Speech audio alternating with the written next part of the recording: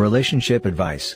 Update. I, 28 male, think my girlfriend, 26 female, of 4 years is going to leave me for her dying ex-boyfriend and first love.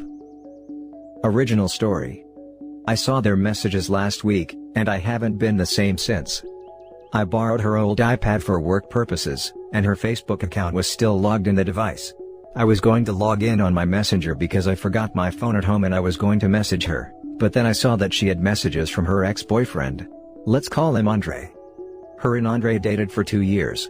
They were each other's first love, and she never told me what happened between them. I met her a year and some months after they broke up, when I went on a trip with my family to California.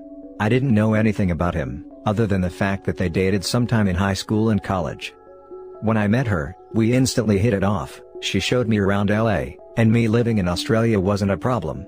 We were in a long-distance relationship for a year, until I saved up enough money to move out of my country for her. Other than that, it took me months to look for a job in Los Angeles, so that I would be financially secure when I got there. 3 years later, we're still going strong. Or so I thought. When I clicked on their conversation out of curiosity, I immediately noticed the kiss and heart emojis. Right then, I knew what was happening. I don't want to go on about the details, but the only message that stood out was her talking about leaving me for a few months, so that she could take care of him. He has cancer, it's at stage 1, but he reckons he's going to die. On one of his messages to her, he asked if she would visit him at his house. And I'm pretty sure she did, because they mentioned how they had a great time together, and that it was good to catch up. Well, it's been a week since I found out. She doesn't know that I know, or that I took her old iPad out of its box, and that I had spent 2 days reading their messages. She has no idea at all. She thinks everything is okay between us, but I actually want to cry for a long time and that I want to physically hurt myself. I have no friends in LA, all of them are back home, and they're all living their own lives now. I don't want to talk about it to anyone because thinking too deeply about it hurts. I guess when it all comes down to it, she never really loved me, and I'm still trying to accept that. I don't know how to approach this. I have written my resignation letter for work, and I have messaged my parents that I was going to go home sometime next month. I did both when I was extremely upset. I just need advice on how to approach this. I don't want to talk to her about it, at all. I can't even look her in the eye without wanting to break down. Please help me on what to do and how to approach it correctly. As of now, I'm thinking of leaving while she's at work. Update. I finally talked to my girlfriend about it and unfortunately, she is now my ex-girlfriend. A lot of things that I never expected to happen, did happen in a span of hours. As soon as she opened the door to our apartment, I could tell that she was already starting to cry. Seeing her so vulnerable like that also hurt, because I didn't want to put her in that position. I had to constantly remind myself that none of this was my fault. We sat down, there were lots of tears. I thought I would be bitter, angry, and that I would be screaming at her the whole time, but I felt disappointed instead. I told her that I saw the messages and explained how I ended up scrolling through their whole conversation. She kept reasoning that she just felt sorry for him, and that she didn't know how to say no to him because they go all the way back. Then I told her that we go more way back than they ever did. I was there through her lowest point. I helped her get up. She admitted that they had been intimate more than 3 times. I saw it coming, I had a gut feeling. But hearing her confirm it, hurt so much. At that point, I was full on crying. I can't remember some of the things that happened because my mind was all over the place. It still is now. I remember telling her that I was done, that whatever we had was over. She kneeled in front of me and asked me to forgive her. I don't think I ever will. I can't tolerate people who cheat. By that point, a third of my clothes were packed up. Obviously, she feels happier with him if she can do this to me. When I posted my first post, a Redditor approached me and offered me a place to stay. His place was only around 15 minutes away from ours and he picked me up. He'll also help me sell a lot of my stuff that I can't bring back home, and will help me gather all my things back in my apartment. We both agreed that I don't mention him in this post. I'm glad that I really opened up to this community instead of keeping it to myself. Thank you to everyone who also offered me a place. It's almost 3 a.m., I'm heartbroken as ever, but I'm trying my best. I'm sending my resignation letter to work this morning. Every person in my family now knows my situation here, and have offered support. I'll be flying home as soon as possible. To all my Aussie mates, if you live near/around Chapel Hill, let me know. America, you were great but now it's time to come home. Thanks for the help everyone. Edit. I'm crying again, not because I got cheated on, but because I realized that there is a whole world out there that cares a lot for my well-being. I almost can't believe I looked at hurting myself as an option to get away from the pain. I am really overwhelmed and also thankful for this community. Anthony and his wife, the Redditor who helped me, says this has been the most wholesome thing that ever happened to him.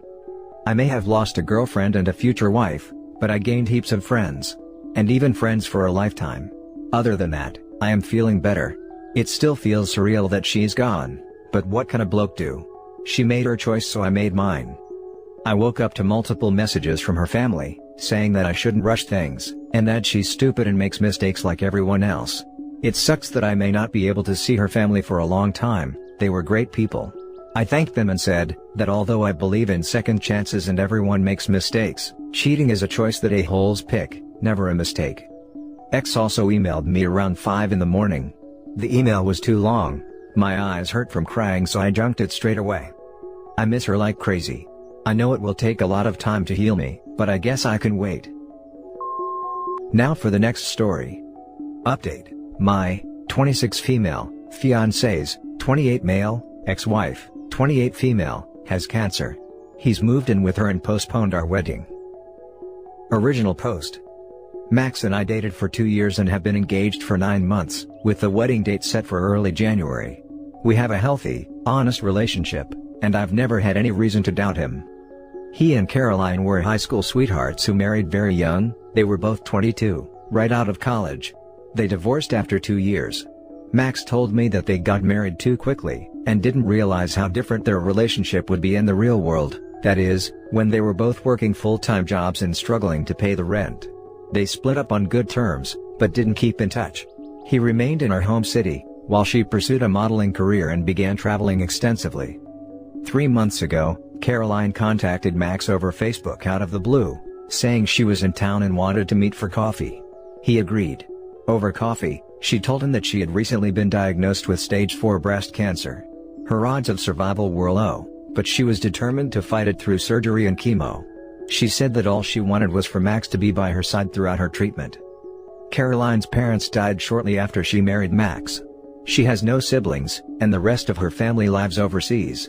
She described Max as the closest thing to family she has left. I absolutely sympathize with Caroline. The next day, Max had her over to her apartment and she was completely lovely, clearly trying very hard to be optimistic, even in the face of her life potentially ending before she turns 30. I feel terrible for her and for the situation that she's in, and I fully supported Max being there for her.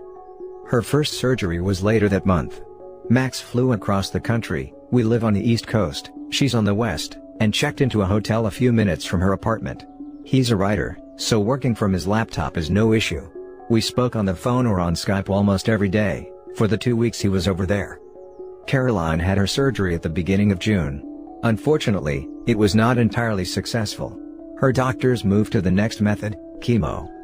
Max came home after her surgery to tell me this. He explained that Caroline's treatment plan was set to begin in July and end in late January.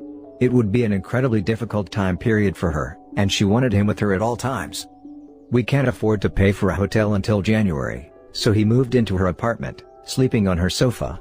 He's been there for the past month and we continue to Skype, though only a couple times a week now. When we spoke yesterday, Max gently told me that based on Caroline's condition, he wouldn't feel right leaving her so close to the end of her treatment. He'd like for us to postpone the wedding until February, at the very least, so that he can stay with her until her treatment is over. I'm so conflicted. I feel awful for resenting Caroline at all. She has cancer. She's suffering immensely.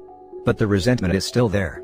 I resent her for needing Max constantly holding her hand, as though she has absolutely no friends of her own. I resent Max too, for agreeing to this situation. We won't be seeing each other in person for months now, on top of our wedding being postponed. I don't know what to do.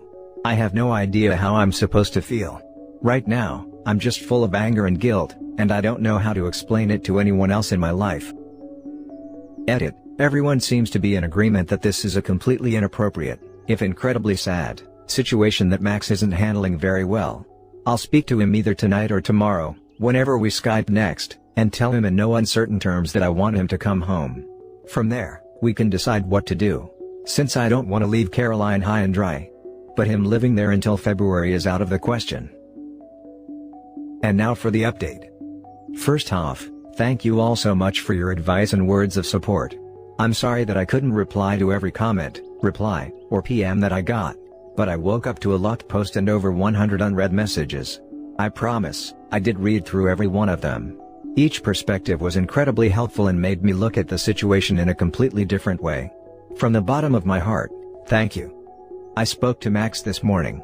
I told him that as terrible as I feel for Caroline, I don't want him living over there until February.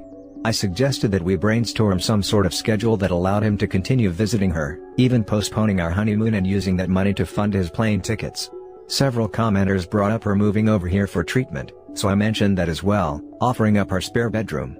I emphasized that I didn't fault him for wanting to help an old loved one, in what could be her final days, but that I couldn't help but feel marginalized, especially so close to our wedding. Max didn't speak very much, just listened while I rambled on. When I couldn't think of anything else to add, I asked him to please say something. So, he told me the truth. Caroline was never stage 4. She was stage 2. He assured me that the rest of his story is true. Caroline asking him to be with her, the initial surgery being unsuccessful, her chemo treatment plan, etc. But apparently, her chances of survival are far greater than he led me to believe. Max said he lied because he felt it was the only way I could understand his need to be with her. He thought that if her situation seemed less dire than literal life or death, I wouldn't agree to him essentially moving across the country for her. He admitted to telling her that our wedding had been postponed to next August, giving her the impression that him being away until February would be no problem. He has also been the one insisting on remaining by her side. After her surgery, she had given him permission to return home, saying that it wouldn't be fair to pressure him into living with her throughout her entire chemo treatment, as much as she would have liked him there. He refused to leave. He told her that I supported this decision fully. Max swears that he's not in love with her still, but I just can't believe that. He lied to my face. Before she visited our apartment back in May, he warned me not to mention her being stage 4 as she was still extremely sensitive about it. And I completely bought into that lie. I trusted him. He put his past with her over his future with me. I'll be spending the next few months apartment hunting and canceling wedding plans. And that's it for this video guys. If you have thoughts to share, leave a comment below. Don't forget to hit like and subscribe if you like this content. I'll catch you in the next one. Good day everyone.